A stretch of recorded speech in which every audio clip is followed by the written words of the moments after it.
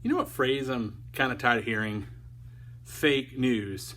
It seems like we are watching it from the sidelines as the talking heads on TV try to tell us what is true and how we know. Everyone has a different truth or alternative facts, as some might say. Something either happened or it didn't. It doesn't seem that complicated, but on the other hand, it makes sense that we do this and it's not a new phenomenon. All of us operate under various cognitive biases or preconceived ways of interacting with the world. These biases alter our perception of reality. They help us determine what is true or not. For example, confirmation bias is our tendency to search out and pay attention to only evidence that backs up our already held beliefs. The bandwagon effect is our tendency to believe whatever everyone else is believing or thinking. The continued influence effect is our tendency to continue to believe previously misinformed ideas, even in the face of contradictory evidence. The availability cascade describes our tendency to believe information and ideas simply because they are shared more frequently. And the backfire effect is our tendency to hold on to beliefs even more strongly when presented with contradictory evidence. And I could go on, but you can Google for a full list of cognitive biases. But you see, someone shares a political meme on Facebook. You see the meme and it happens to confirm your beliefs, so you share it. And more people see it, and the more they see it, the more they accept it as truth. And then someone shares a link to a Snopes article debunking the meme as false. And those who share the meme dig their heels in and argue for the validity of the claims that this meme is making. And the longer the debate rages in the comments section, the more each side clamps down. It doesn't matter if it is true anymore, as long as it sounds true or at least plausible. But have you ever stopped to think that in sharing fake news, sharing a meme targeting a political figure with fake news, an athlete or a celebrity or whoever, that you are in fact violating the 9th commandment? You shall not give false testimony against your neighbor.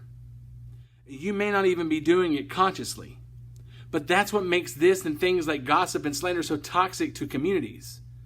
There's another word for fake news and false testimony and misinformation.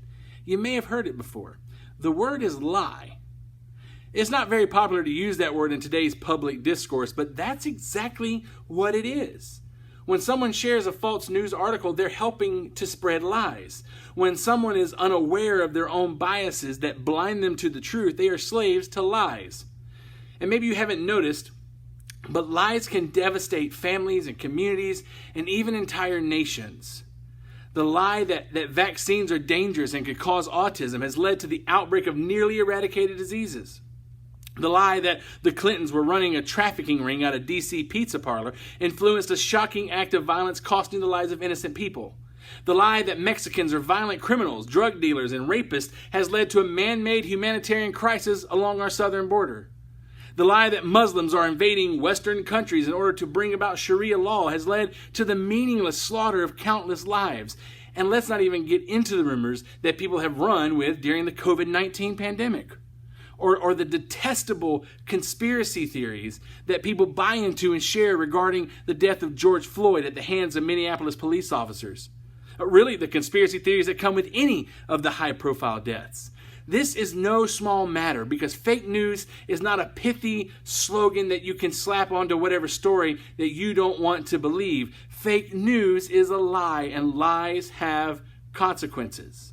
Lies ensnare and enslave, but the truth will set you free. You know who really wants you to keep sharing those memes without fact-checking or discovering the truth? The father of lies.